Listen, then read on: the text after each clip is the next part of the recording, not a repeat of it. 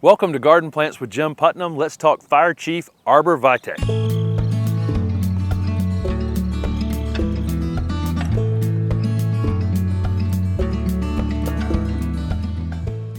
This is Thuja Occidentalis Fire Chief, otherwise known as Fire Chief Arborvitae. Great mounding habit, low-growing conifer. This one is really unique. It comes out in the spring and has kind of a lime green color on the newish growth. We're filming this in June and you can see this kind of orange hue it has over the top right now. So it goes from that lime green to orange. By fall, it turns red, and that's why it's called Fire Chief. And so this thing evolves throughout the summer and into winter every year. Really beautiful color. This is actually a sport of Rheingold. Rheingold is an arborvitae that I grew for years. Great plant, but turns out this little sport off the side of it has more color and a heck of a lot more heat tolerance. Here it is growing out in the full sun in Alabama and just as much heat as you can possibly give it and performing fantastic. Fire Chief has a really soft, feathery texture. It's one that you can get in there and touch. You know, some conifers can bite you back, not this one. Several of the other reasons this one was picked, it is not prone to having snow kind of split it open. Some of our other low mounding or globe-shaped dwarf conifers, if they get any kind of snow load on them, they can split open. This one does not do that.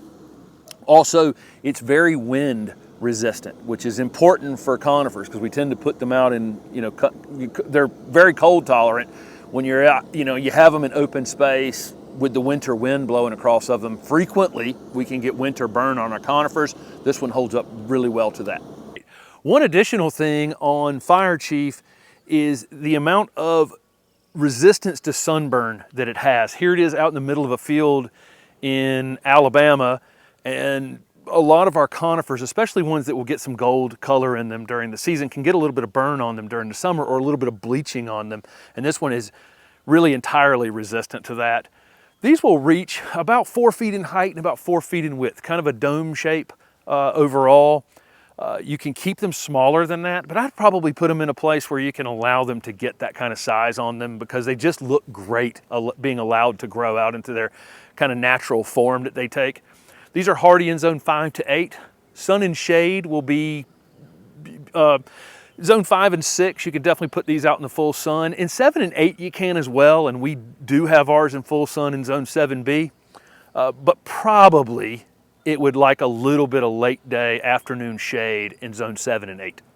These will make a fantastic low border plant. If you've got a patio or something where you want to sit down in a chair and kind of be screened a little bit, but then stand up and not actually, have it screened. These are perfect little mounding shrubs for that, to go along a patio or a sidewalk, something like that.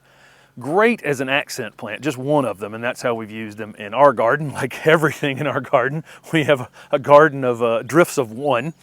And then of course they look great mass planted. This is a plant that the more of them you put together, as you can see in this video, the more beautiful they are. One other additional note would they make fantastic container plants. I mean, really, really great container plants. And it's one that you can leave in a container for a couple of years and then decide to put it in the garden later. Fire Chief is not really picky about things like soil pH. You don't have to really worry about that. They're very humidity tolerant, so another asset for growing them in the Southeast United States, although almost everybody watching me can grow these, in the north as well, and just great plants. The only thing that they wouldn't like, though, is to be put in an area that stays wet. And that's true with most conifers, not all, but the vast majority of conifers don't like to sit in the water unless you're called a bald cypress.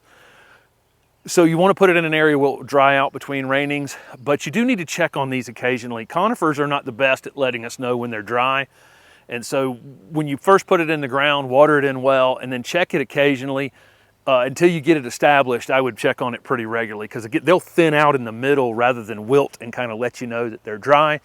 And then in the future, and this is just true with all conifers, once they're even established ones, if you're in a drought, it might be something that you put on your list to check and water before other things. Not really any maintenance to do on these. These are extremely low maintenance plants. You can shear them at the end of summer if they need any pruning, but they just kind of grow naturally perfect. All these are identical without them having to do hardly anything to them.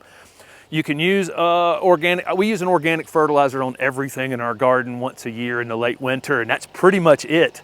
They're pretty disease resistant and resistant to most pests. So, Fire Chief Arborvitae.